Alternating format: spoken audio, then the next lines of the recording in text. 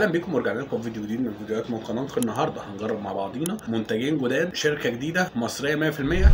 المنتج النهارده الاولاني معانا هو المنتج ده سناكس ب 5 جنيه، اسمه بافس. ما شاء الله ما شاء الله. المنتج ده ب 5 جنيه الكيس دوت. طبعا اول مره نشوفه، السعر مش كبير. نفتح بقى ونجرب وندوق ولا ايه؟ او طبعا بطعم الجبنه المكسيكيه. بس في مشكله هنا في الكيس ده، في مشكله كبيره. قالش المصريين، مش مهم شكله من بره. بص على اول حاجه نشوف الظهر بتاعه عامل ازاي. كاتبين لك ايه؟ زي ما انتم شايفين معانا هنا صنع في مصر، وحاطط لك علم مصر. ما تحت بقى كاتب لك ايه؟ ميد ان ايجيبت، وحاطط لك صوره انجلترا. ايه؟ تحيا مو صلاح. خلاص كده فجاه. ماشي يا عم. شوف الرواقه هنا مكتوب ايه. مكتوب لك ايه بقى يا شباب؟ مكتوب لك الاستاذ باف بيحب يغرق نفسه في الجبنه ويقعد طول النهار يتشمس. طب نفتح نجرب وندوق.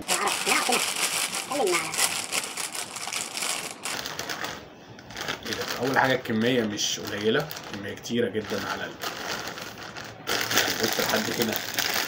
ماشي، انت بتتكلم في كميه كبيره ل 5 جنيه.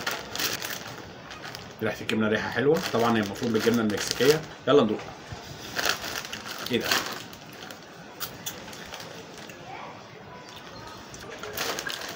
ادي شويه نفسي فرصه. اولا هو كسناكس وانت قاعد بتتفرج على فيلم، فمش تاخد بالك قوي من طعمه، فهيكون حلو. طعم الجبنه فيه خفيف جدا جدا مقارنه بالكميه على ال 5 جنيه اللي انت دافعها، فتمام. طبعا بيوسخ الايد، ماشي معاك منه. يعني شكل الجبنه فيه قليله، بس في حاجه عيب واحد هو اللي صريح. بتاكله تحسه انه بايت. الواحده من دي او البوزو اللي هو ده مش بيدوب في البق، بيبقى عامل زي العجينه. يعني وانت بتاكله بيقلب معاك زي العجين في بقك. فكتره كتره كتره، يعني وانت بتاكل الكيس ده كله مش هتقدر تاكل تاني. انما في احسن منه في السوق، بس طبعا اقل. فده ايجاب. لو قدامك فيلم كبير 3 ساعات وعايز حاجه تقعد تنقنق فيها، جيب ده. طعمه حلو.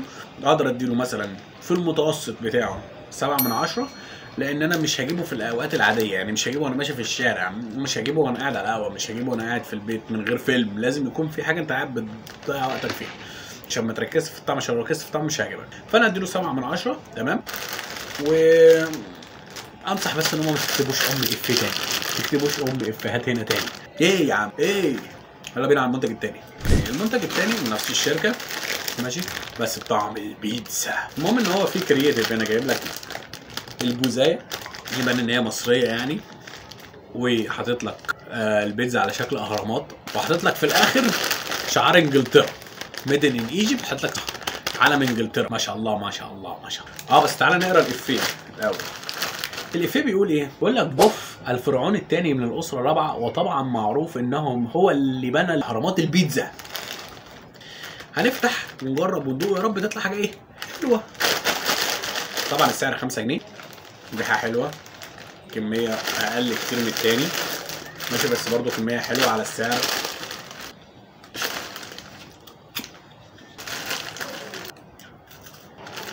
ده بقى هذا اقول لك ايه؟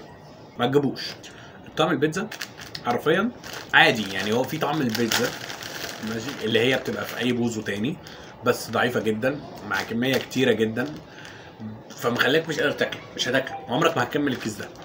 ممكن تاكله بس ما جيبش ده. انا لو اخترت بين الاثنين دول، لو هختار ان انا اقعد اتفرج على فيلم فمضطر ان انا اكل سناك، هختار ده. شوف الصدمه. ده كميه كبيره قاعد حاططهم قدامك في طبق كبير، تقعد تاكلهم، تقعد تتفرج على فيلم 3 ساعات ما تزهقش، ماشي.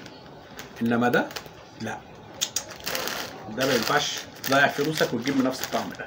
مع كل الشركتين واحد، والبوزو هو شكله واحد، وبرضه عجين في البق، بس دي طعم مش واضح اكتر. يعني طعم الجبنه واضح يمكن اكتر من ده، فاهمني؟ لا بس هو طعم البيتزا احسن. لا بس ده بيتاكل. يعني انت لو جبته كده مش هيترمي، يعني يتاكل. يعني اجيب حوالي 60%، يعني مثلا اقدر اديله 6 من 10. المنتجين النهارده مش وحشين قوي. الشركه فعلا مصريه، وانا بحترم الشركات المصريه اللي هي بتحاول تعمل افكار جديده وشكل جديد، وتحاول تخترق السوق باي شكل، لان انت بتنافس ناس كبيره وكتيره وشركات كبيره وشركات عالميه. فانت معنى ان انت بتحاول، فانت لوحدك كده حاجه كويسه جدا. المهم بالنسبه لي ما تنسوش الشير واللايك والسبسكرايب. احنا خلصنا الفيديو النهارده، كان فيديو خفيف كده وسريع. كان في منتجات يعني اقل ومنتجات مصريه من الانتاج المصري، وده من ضمن الحاجات اللي احنا بنعملها في قناتنا هنا، ان احنا بنحاول نجيب المنتجات العالميه المشهوره الجديده، وفي نفس الوقت بنحاول نجيب المنتجات اللي هي الصناعه المصريه عشان نتكلم هل مصر في صناعاتها تقدر تنافس الصناعات العالميه، سواء الانتاج المنتجات العاديه سواء بوزو او اي نوع تاني.